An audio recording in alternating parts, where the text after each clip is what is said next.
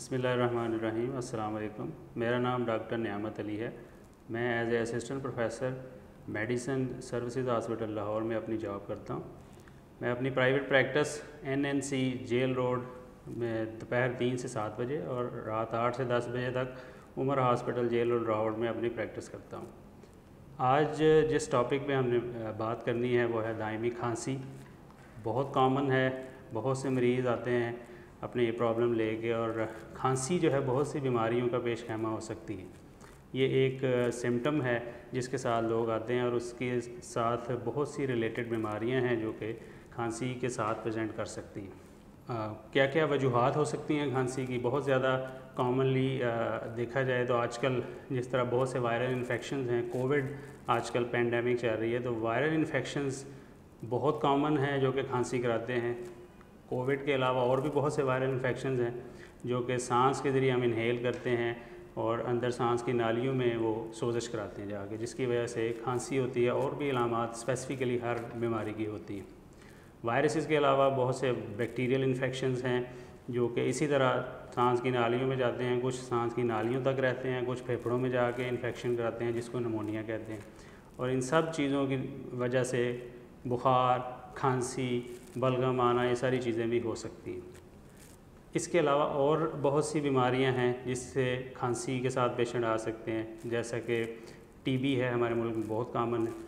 इसके अलावा जो स्मोकर्स हैं, बहुत क्रॉनिक पुराने स्मोकिंग करते हैं पेशेंट, उनमें ज़रूरत से ज़्यादा बलगम बनना शुरू हो जाती है फेफड़ों में, जिसकी वजह से वो अक्सर 12 महीने तकरीबन उनका जो है वो खांसी चलती रहती है।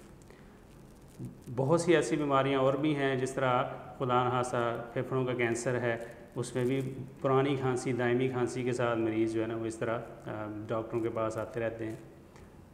फेफड़ों के अलावा और भी कुछ बीमारियां हैं जिसमें खांसी रहती है, जिस तरह नाक की गदूद अगर बड़ी हो तो वो पीछे केरा जिसे कहते हैं, आम ज़ुबान केरा गिरता रहता है, जिसकी वजह से अक्सर लोग खांसी के साथ आते रहते हैं। कुछ मैदे की बीमारियाँ होती हैं जिस तरह रिफ्लक्स डिजीज़ होती हैं, यानी कि जो खुराक की नाली का जो मुंह अगर खुला रह जाए तो तेज़ाबियत की वजह से रात को पेशेंट जो है उसको खांसी होना शुरू हो जाती है।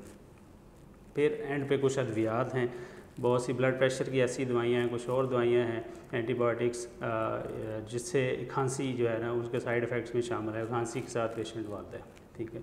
अब इसको कैसे बचाया जा सकता है? खांसी जब हम करते हैं, बहुत सी ऐसी बीमारियां हैं इनमें से जिसमें मैं डिस्कस की, viral infection, bacterial infection, TB, जो कि खांसी के साथ ट्रांसमिट होती हैं, दूसरे लोगों में ट्रांसमिट होती हैं। जब खांसी करते हैं तो बहुत से ड्रॉपलेट्स या छोटे छोटे कतरे जो हैं वो फेफड़ों से निकलते हैं, मुंह के रस्ते से निकलते हैं और वो फिर हवा में मुअल्लक हो जाते हैं। और अगर मरीज़ या जिसको बीमारी वगैरह होती है या जो ट्रांसमिट जिसको होनी होती है, अगर इस जब बंदा खांसी कर रहा है और उसके 1 से 2 फीट के डिस्टेंस के अंदर अंदर अगर वो खड़ा है तो वो बड़ा चांस है उसको कि वो बीमारी जो है एक्वायर कर ले या ये ट्रांसफ़र हो जाए उसके अंदर।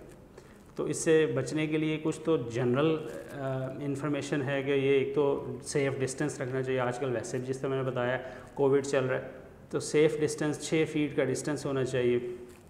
मास्क का इस्तेमाल करें, हैंड सैनिटाइजेशन जो है वो बहुत इंपॉर्टेंट है। और जनरल मेजर्स के अलावा स्पेसिफिक मेजर्स भी हैं जो कि हर बीमारी के लिहाज से डिफरेंट होते हैं। जिस तरह वायरल इन्फेक्शन हैं उनमें कोई ख़ास ट्रीटमेंट नहीं होता, जस्ट सिम्टोमेटिक ट्रीटमेंट है। जैसे कि मैंने ये प्रिकॉशन बताई हैं, इसके अलावा एंटीहिस्टामिन, एलर्जी की मेडिसिन दी जा सकती हैं और ये खुद जो है 7 से 10 दिन में ठीक हो जाते हैं। बैक्टीरियल इन्फेक्शंस हैं वो इन मेजर्स के अलावा उनके साथ फिर एंटीबायोटिक्स थोड़ी देनी पड़ती हैं, क्योंकि एंटीबायोटिक्स के साथ ही उनका वो कोर्स जल्द कंप्लीट किया जाता है और साथ ही उसको फिर वो बैक्टीरियल इन्फेक्शन रिकवर किए जा सकते हैं। ये जो खांसी जो मैं बता रहा हूँ, वायरल इन्फेक्शन, बैक्टीरियल इन्फेक्शन जो हैं यूजुअली 2 हफ्ते में ठीक हो जानी चाहिए। अगर ये खांसी दायमी हो गई है, यानी कि पुरानी हो गई 3 हफ्ते से भी ज़्यादा, और बेसिकली 8 हफ्ते अगर हम कट ऑफ वैल्यू रखिए, अगर 8 हफ्ते से ज़्यादा अगर खांसी चल रही है तो उसको हम दायमी खांसी या क्रोनिक कफ कहते हैं, तो उसको डेफिनेटली इन्वेस्टिगेट होना चाहिए। क्योंकि ये जो छोटे में इन्फेक्शंस हैं आजकल जो हैं वो तो जल्दी रिकवर हो जाते हैं। अगर पुरानी खांसी है तो उसको इन्वेस्टिगेट प्रॉपर कंसल्टेंट के पास जाके इन्वेस्टिगेट होना चाहिए। और उन बीमारियों का फिर अपना अपना डिफरेंट तरीके से इलाज है। जिस तरह TB की दवाइयों से है, कोई स्मोकर्स हैं, COPD जिसको है, लंग डिजीज़ एक है, उसको कहते हैं COPD, उनमें फिर स्मोकिंग क्विट करना और फिर एंटीबायोटिक्स और फिर इन्हेलर्स हैं जो कि डिफरेंट तरीके से दिए जा सकते हैं। और फेफड़ों का कैंसर भी जिस तरह मैंने बताया था उसका भी एक स्पेसिफिक आगे फिर इलाज है। तो ये सारी जो चीज़ें हैं इनका प्रॉपर पहले तशख़ीस होना ज़रूरी है और फिर उसका इलाज होता है। मीनवाइल चूँकि कफ़ एक बहुत इट्सेल्फ बड़ी अनोइंग किस्म की एक फ़ीलिंग होती है कि पेशेंट जो है वो कहता है जी बात करते हुए, सोते हुए नींद डिस्टर्ब हो जाती है, तो कफ़ जो है वो ठीक होनी चाहिए। तो उसके लिए जिस तरह मैंने बताया कि बाकी चीज़ें तो करनी ही हैं, तो कुछ सिरप्स हैं, आप सिरप डिफरेंट किस्म के अवेलेबल हैं बाज़ार में, हर्बल भी हैं और मेडिकेटेड भी हैं। अब इनमें से अकॉर्डिंग टू कंडीशन हम बेसिकली कंसल्टेंट्स जो है ना वो जज करते हैं कौन सा देना चाहिए। अब खांसी की सूरत में सिरप अवेलेबल हैं। एक सिरप ये हमदर्द का सदूरी सिरप है जो कि ईज़िली अवेलेबल भी है और नेचुरल हर्ब से बना हुआ है, कोई साइड इफ़ेक्ट नहीं है इसके। आप इसमें जो इंग्रेडिएंट्स में देखें तो दारचीनी है, मलट्ठी है, रोगन सनोबर है और इसके अलावा और भी इस तरह के नेचुरल हर्ब्स के मल्टीपल इसमें 20 के करीब चीज़ें हैं जो कि नेचुरल हर्ब से बनाई गई हैं। सबसे बड़ा एडवांटेज ये है कि इसमें सेडेशन नहीं होती, नींद नहीं है, तो इसलिए जो वर्किंग वुमेन या मेन होते हैं उनके लिए वैसा प्रॉब्लम नहीं होता, अपने ऑफिस टाइमिंग में ईज़िली ले सकते हैं। नेचुरल डीकंजेस्टेंट है, जो कंजेशन होती है, कफ़ जो बार बार जो एक मैं बताया कि क्यों होती है, उसमें वो कंजेशन को जब ठीक होगी तो काफ़ी हद तक बेहतर हो जाती है। फिर शुगर के मरीज़ों के लिए बहुत है, शुगर फ्री अवेलेबल है, तो इसलिए शुगर पे भी कोई ऐसा इफ़ेक्ट नहीं आता। बहुत से सिरप हैं जो शुगर को भी बढ़ा देते हैं।